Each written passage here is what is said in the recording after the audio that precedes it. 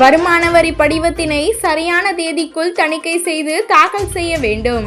வருமான வரித்துறை முதன்மை ஆணையர் பேட்டி.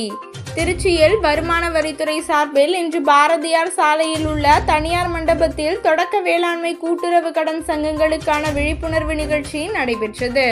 இதில் சிறப்பு விருந்தினராக மதுரை வருமான வரித்துறை முதன்மை ஆணையர் வசந்தன் கலந்து கொண்டு சிறப்புரையாற்றினார்.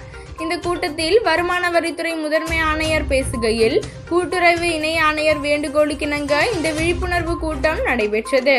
தொடக்க வேளாண்மை கூட்டுறவு கடன் சங்கத்திற்காக பல்வேறு இணக்க தேவைகள் குறித்து விளக்கினார். முதலில் கூட்டுறவு சங்கங்கள் சரியான தேதிக்குள் வருமான வரி படிவத்தினை சட்ட பிரிவுகளுக்கு உட்பட்டு உரிய நேரத்தில் தணிக்கை செய்து தாக்கல் செய்ய வேண்டும். அதன் மூலம் வரி விலக்கினை எளிதாக பெறலாம்.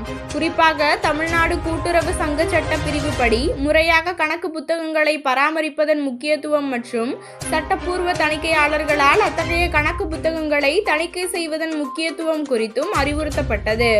அவ்வாறு கணக்கு புத்தகங்களை பராமரிக்க மற்றும் அதை தணிக்கை செய்ய தவறினால் அது 2 சட்டங்களையும் மீறுவதாகும் என்று தெரிவித்தார்.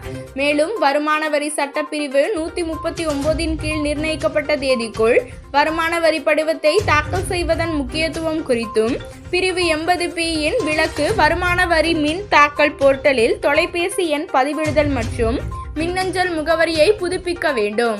மின் தாக்கல் போர்ட்டல் மூலம் அனுப்பும் பல்வேறு அறிவிப்புகள் தகவல்களுக்கு எளிதாக பதிலளிக்க முடியும். இந்த தகவல் கிடைத்த 30 நாட்களுக்குள் முறையீடுகளை உரிய நேரத்தில் தாக்கல் செய்தல், வரி கோரிக்கைகளை உரிய நேரத்தில் செலுத்துதல் போன்றவை குறித்தும் விரிவான ஆலோசனை வழங்கப்பட்டது.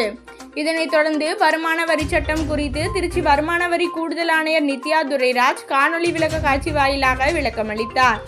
இந்த நிகழ்ச்சியில் வருமான வரித்துறை இணை ஆணையர் கருப்பசாமி பாண்டியன், திருச்சி மாவட்ட கூட்டுறவு வங்கி மேலாண்மை இயக்குனர் மற்றும் திருச்சி மாவட்டத்தைச் சேர்ந்த 250க்கும் மேற்பட்ட தொடக்க வேளாண்மை கூட்டுறவு கடன் சங்கங்களுக்கான நிர்வாகிகள் கலந்து கொண்டு பயனடைந்தனர்.